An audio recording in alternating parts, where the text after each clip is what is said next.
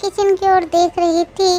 Jungkook kitchen से बाहर निकल के आता है और टी को नीचे बैठता हुआ देखकर गुस्से से बोलता है, तुम्हें जो मैं बोलता हूँ बार बार कि ठंडी जमीन पर मत बैठना, ये बात तुम्हें समझ नहीं आती क्या टी? मैं आपके बेड में नहीं सोऊंगी। जंकुक गुस्से से खाने की प्लेट बेड के ऊपर रख के अपना जैकेट खोलते हुए टी की ओर आगे बढ़ने लगता है और डर से टी पीछे हट जाती है थोड़ा सा। फिर जंकुक अपना जैकेट टी को ओढ़ के उसे गोद में उठा लेता है तो टी ये देख के गुस्से से बोलती है, आपकी हिम्मत तो कम नहीं है, छोड़िए मुझे। ये आप किस तरह की बदतमीजी कर रहे हो मेरे साथ? आपने बोला था कि आप मुझे कभी भी टच नहीं करोगे। जंकुक तो टी की कोई भी बात नहीं सुनता, उसे लेके बेड पे बिठा देता है और टी बोलती है, मैं यहाँ नहीं बैठूंगी, मतलब नहीं बैठूंगी। टी बेड से उठ के जा ही रही थी कि जंकुक टी को पकड़ के उसे बेड में सुला देता है और उसके दोनों हाथ पकड़ लेता है। आप ऐसा क्यों कर रहे हो मेरे साथ? मैं अब रोऊंगी बोल रही हूँ। जंकुक टी का हाथ पकड़ के ही बोलता है, हाँ तो ठीक है तुम रो ना, उससे मुझे क्या। अब जंकुक टी से उसका दुपट्टा ले लेता है और टी के दोनों हाथ उस दुपट्टे से बांध देता है और टी चुपचाप जंकुक को देखती रहती है और जंकुक टी को खाना खिलाने लगता है। टी खाना खाने लगती है और फिर एक बार जंकुक को देखती है और एक बार रोटी को देखती है। ये देखकर जंकुक स्माइल करके टी से बोलता है, इस तरह से देखने की कोई जरूरत नहीं है। यूट्यूब देख के जैसे घटिया खाना बना सकते हैं उसी तरह से परफेक्ट खाना भी बना सकते हैं, जैसे कि मैंने द ग्रेट जियोन जंकुक ने परफेक्ट रोटी बनाई है। लो अब खाना खा लो। मैं और नहीं खाऊंगी, पहले आप मेरा हाथ खोलिए फिर मैं खाना खाऊंगी खुद। मैं तो नहीं खोलूंगा, तुम तो मेरी एक भी बात नहीं सुनती हो। मैं तुम्हारा हाथ नहीं बांधता तो क्या करता बोलो? पहले तुम चुपचाप खाना खा लो, उसके बाद मैं तुम्हारा हाथ खोल दूंगा। मैं और नहीं खाऊंगी। बोल के टी अपने टीथ से दुपट्टा खोलने की कोशिश करती है। तब तक ले जंकुक टी के और क्लोज आ गया है और टी की हार्ट बीट फास्ट हो गई है। उसे पता नहीं कैसा कैसा फील हो रहा है। तभी जंकुक टी के और क्लोज जाके उसके कान के सामने जाके धीरे से बोलता है, चुपचाप खाना खा लो वरना मैं कुछ ऐसा करूँगा कि और कुछ बाकी नहीं रहेगा और तुम मुझे रोक भी नहीं पाओगे।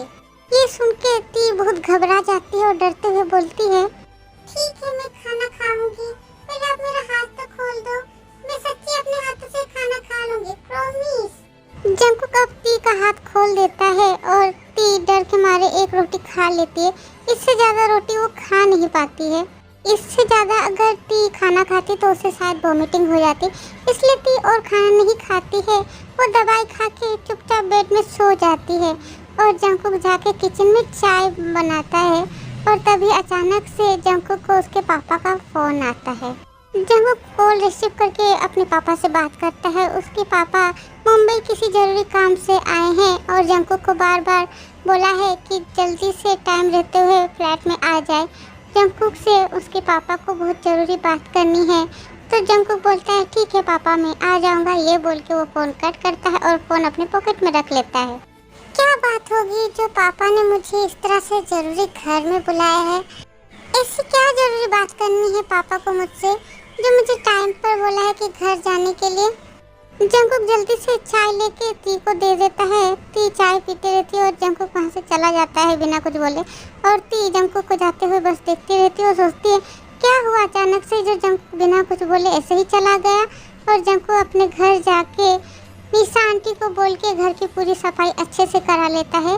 30 मिनट बाद जंकुक के पापा घर पहुंच जाते हैं और वो अकेले नहीं थे, उनके साथ आयु और उनके मम्मी पापा भी थे। आयु और उसके मम्मी पापा को देख के जंकुक को समझ आ जाता है कि क्या होने वाला है। तभी आर्यन चाय पी लेते हैं। चाय पीने के बाद सबको देखते हैं और स्माइल करते हैं और बोलते हैं, बेटा जंकुक कितने दिनों बाद तुम अपने फ्लैट में आए हो, बताओ तो। आयु ने मुझे सब कुछ बताया है कि वो तुमसे प्यार करती है और तुमसे शादी करना चाहती है और इस बात के लिए उसके मम्मी पापा भी तैयार है, पर उनकी एक शर्त है कि तुम्हें एक अच्छी जॉब मिलनी चाहिए, उसके बाद तुम्हारी आयु से शादी करा देंगे। इसलिए मैंने सोचा है कि मैं तुम्हें अपने ऑफिस का सीईओ बना दूंगा और तुम ये अपना जो टेम्पररी जॉब है ना उसे छोड़ दो। और शादी होने में कितना ही दिन लगेगा, कुछ दिनों में शादी भी कंप्लीट हो जाएगी, बस काम खत्म। जंकुक अपने पापा का हाथ पकड़कर सबको एक्सक्यूज मी प्लीज बोल के बालकनी में चला जाता है अपने पापा को लेके। तब जंकुक के पापा जंकुक से बोलते हैं, क्या बात है जंकुक, तुम मुझे यहाँ क्यों ले आए हो? क्या तुम इस शादी के लिए तैयार नहीं हो? नहीं, मैं इस शादी के लिए तैयार नहीं हूँ और आप उन्हें यहाँ बुलाने से पहले मुझसे एक बार बात तो कर लेते पापा। आयु तो तुम्हारी बहुत अच्छी फ्रेंड है, तो फिर प्रॉब्लम क्या है? क्या तुम किसी और को पसंद करते हो? पापा आप चलो मेरे साथ। जंकुक अपने पापा को लेके सीधा ती के घर के सामने आता है और ती को फोन करके बोलता है नीचे आने के लिए। ती जंकुक के पापा के बारे में सुन के अपने सर में दुपट्टा जल्दी से देती है और जल्दी से सीढ़ियों से नीचे उतर आती है। नमस्ते अंकल। नमस्ते बेटा। अब जंकुक के पापा जंकुक की ओर देखते हुए जंकुक से बोलते हैं, ये बच्ची कौन है और तुम मुझे यहाँ पर क्यों लेके आए हो? पापा वो है किम तेयोंग उफ ती, आपको याद है क्या? जंकुक के पापा कुछ देर चुप रहते हैं, फिर थोड़ा कुछ सोचने के बाद बोलते हैं, हाँ ती, क्या ये वही बच्ची है जिसकी पूरी जिम्मेदारी तुम्हारी माँ ने ली थी? हाँ ये वही ती है। ये सुनकर जंकुक के पापा ती की ओर देखते रहते हैं, पर इसके बाद जंकुक ने जो बोला ये सुनने के लिए उसके पापा बिल्कुल भी तैयार नहीं थे। जंकुक ने उनसे कहा कि ती जंकुक की वाइफ है। इस सब बातों का क्या मतलब है बेटा जंकुक? तुम ऐसा क्यों बोले कि वो तुम्हारी वाइफ है? वाइफ कैसे हुई वो? तुम्हारी शादी हुई कब और कहाँ हुई? और वैसे ती तुम्हें मिली कहाँ? बेटा तुमने शादी कैसे कर लिया मुझे बिना बताए? जंकुक नीचे की ओर देख रहा है और कुछ भी बोल नहीं रहा है, तो जंकुक के पापा और जंकुक को कुछ भी नहीं बोलते, क्योंकि उन्होंने सोच लिया है कि अब तो शादी हो गई है, अब डांट कर गुस्सा होकर फायदा ही क्या है। ये सब सोचने के बाद जंकुक के पापा एक बार ती को सर से लेकर पैर तक देख लेते हैं। उन्होंने देखा कि ती बहुत क्यूट और इनोसेंट है, उनकी बहू होने के लिए बिल्कुल परफेक्ट है। जंकुक के पापा बहुत प्यार से ती के सर पर अपना हाथ रखते हैं और बोलते हैं, बेटा ती जाके चाय बनाओ तो। मेरे एकलौते बहू के हाथ की चाय कैसी लगती है? ती ये सुन के बहुत खुश हो जाती है और वहाँ से चली जाती है। और जंकुक चौंकते हुए अपने पापा को देखता है कि अचानक से पापा को हो क्या गया, वो इतना जल्दी ती को एक्सेप्ट कैसे कर ले। तो जंकुक के पापा जंकुक को स्माइल करते हुए देखते हैं और उसका हाथ पकड़ के सीढ़ियों से जाने लगते हैं। तो बेटा जंकुक तुमने मुंह दिखाए में क्या दिया था? 10,000 रुपए दिए थे। ऐसी बेवकूफ़ी करने के लिए तुमसे किसने कहा था? मुझे एक कॉल कर लेते तो क्या हो जाता तुम्हारा? सिर्फ 10,000 रुपये दिए तुमने? मैंने तो तुम्हारी माँ को मुंह दिखाए में बहुत सारा सोना और 20 लाख रुपए दिए थे और तुमने उसका 50% भी नहीं दिया। तुमने तो हमारा मान सम्मान कुछ भी नहीं रखा। मेरे पास उस टाइम 10,000 से ज्यादा रुपए नहीं थे पापा। मैं नहीं था क्या? मुझे एक कॉल कर लेता तो मैं पैसे ट्रांसफ़र कर देता। मुझ पर विश्वास करने में तुम्हें इतना सोचना पड़ता है क्या? याद रखो कि तुम्हारी माँ के मरने के बाद अकेले मैंने ही तुम्हें पाल पोस के बड़ा किया है। तुम्हारी दूसरी माँ ने कुछ भी नहीं किया।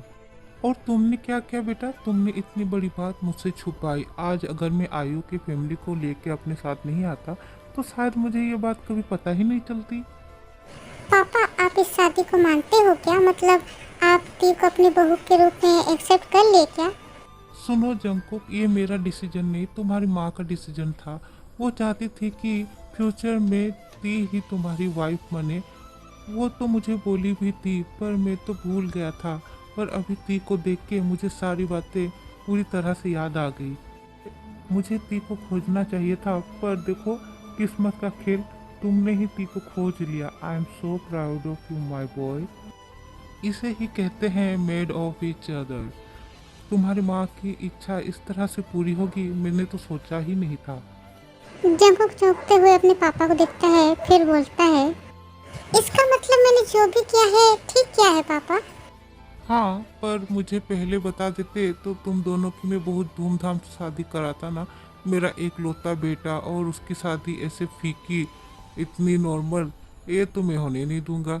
मैं फिर से तुम दोनों की धूमधाम से शादी कराऊंगा। बातें करते हुए जंकुक अपने पापा के साथ ती के घर के अंदर घुसता है और तब तक के लिए ती बेड में ला के रखती है चाय और बिस्किट। और जंकुक ये देख के अपना सर नीचे कर लेता है और स्माइल करने लगता है शर्म के मारे, क्योंकि घर के अंदर बेड के अलावा और कोई चेयर कुछ भी तो नहीं है बैठने के लिए। तो जंकुक के पापा बेड को देख के स्माइल करके बोलते हैं, ये बेड तुमने खरीदा है ना बेटा जंकुक, तुम्हारी चॉइस मुझे पता है। और जो भी हो बेटा, चाय बहुत ही अच्छी बनाई है तुमने। जाओ तुम जाके आराम करो, तुम्हें देख के लगता है कि तुम्हारी तबीयत ठीक नहीं है। जंकुक बोलता है, हाँ उसे बुखार है। अच्छा ठीक है, तो बेटा अब मैं जाता हूँ। जो आग मैंने लगाई है उसे बुझाना भी तो होगा। पापा आप प्लीज आयु को मेरी शादी के बारे में बताना मत। अभी मैं हमारी शादी की बात छुपा के रखना चाहता हूँ। अभी के लिए बस इतना ही। आज की स्टोरी में